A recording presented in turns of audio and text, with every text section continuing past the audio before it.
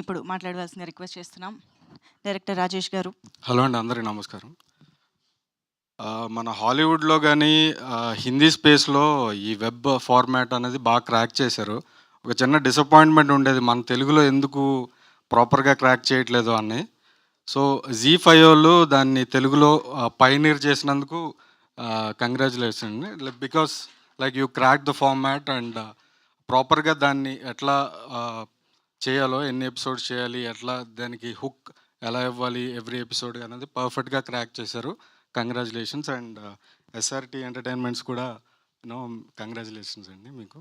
And the whole team I've seen some glimpses and సెట్స్కి కూడా వెళ్ళాను and they struggled a lot. And the output quality కానీ, sound కానీ, cinematography కానీ, everything is top notch.